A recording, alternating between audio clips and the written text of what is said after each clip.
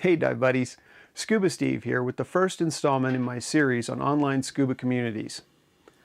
The first one that came up was Diveadvisor.com and the Diveadvisor mobile app. I spoke with Timur, the developer and owner of Diveadvisor, and asked him about his motivation for creating the site, as well as what we might look forward to in the future. I'm not going to give away any trade secrets here, but there's new stuff coming. And I have to say that Timur came across with a lot of passion for the sport of scuba diving. And he pointed out that there's a wide variety of information and sharing capabilities in Diveadvisor that make it appeal to a wide range of audiences. So there's something there for every range of diver. Before anything else, let's go ahead and get to it. When you first land on the Diveadvisor webpage, you will see the Divestream. This screen shows recent photos or dives from members. For each post, you'll see a large photo along with a thumbnail picture of the Diveadvisor member who posted it. Hover over the member's photo to follow that diver's adventures, send a message directly to the diver, report a concern, or view their profile.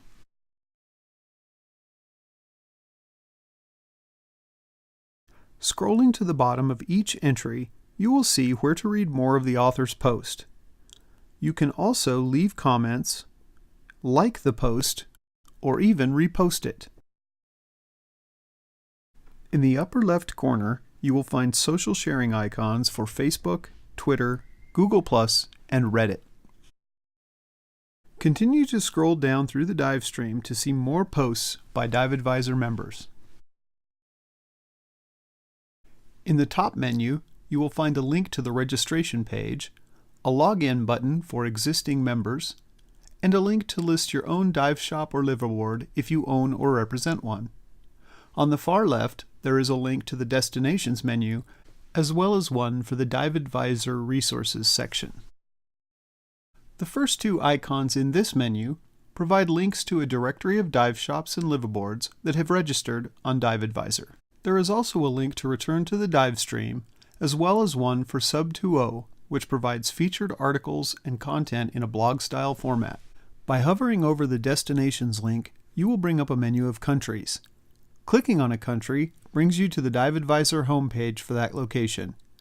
In this example, we find a page about diving in Indonesia, including dive sites, dive shops, and even log entries from Diveadvisor members.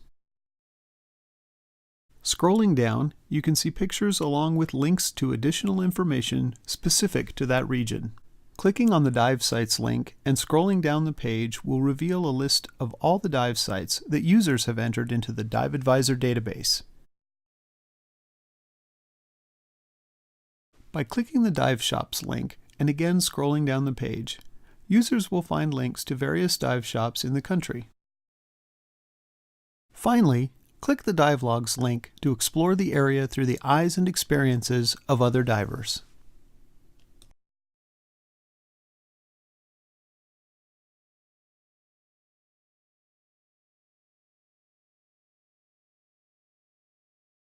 If you're a local, are planning a trip, or are just interested in a region, you can follow it to keep up to date. The first link in the Resources menu will take you to a database of marine animals, which are listed alphabetically by their common name. Each entry has a picture of the animal, as well as additional information to help you become familiar with the underwater animal kingdom. The Certifications link provides a convenient way to find out what educational opportunities, including certifications and specialty courses, are available from various scuba training agencies. To see all the dives that users have logged in Diveadvisor, just click the Dive Logs link. Choose a country, and you will be taken to a list of dives. Now click the View Log button, and you'll be able to see the details of each dive. Select the Reviews menu option to see how divers from around the world have rated a site that you are considering. These can also be filtered by country. One feature that separates Diveadvisor from some of the other online scuba communities is a dedicated mobile app. Let's take a brief look.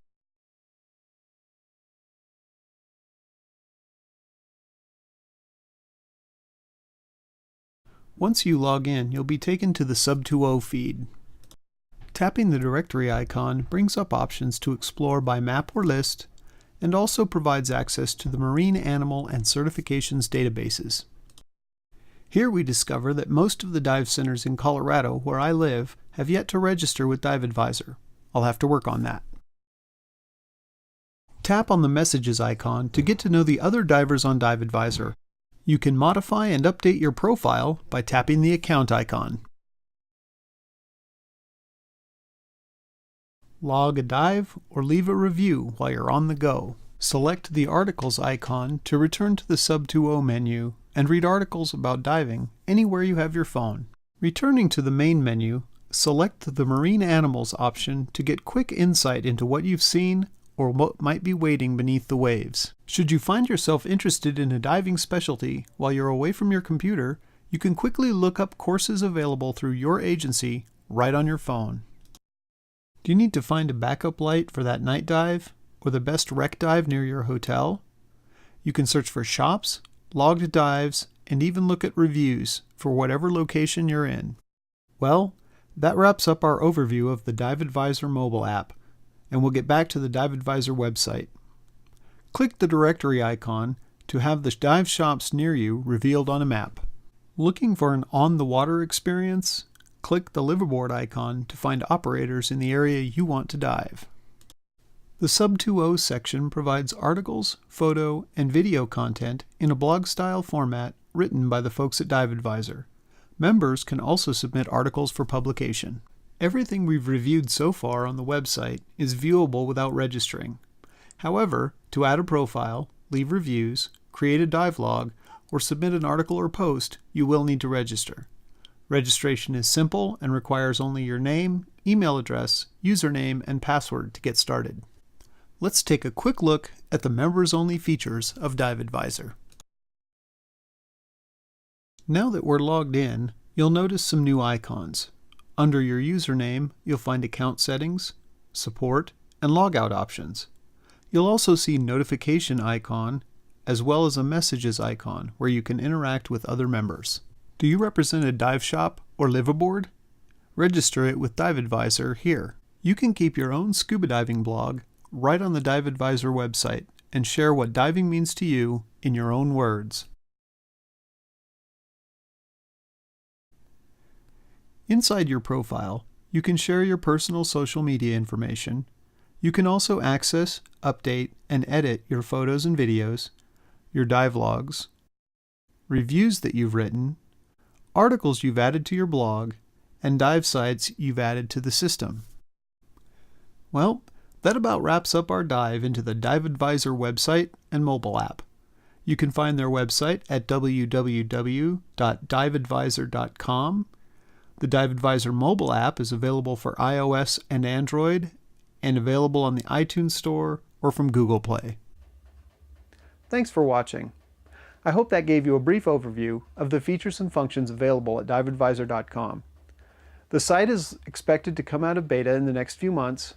In the meantime, look for Scuba Steve, that's SKUBA STEVE, but for now, the surface interval's over, get out there and dive.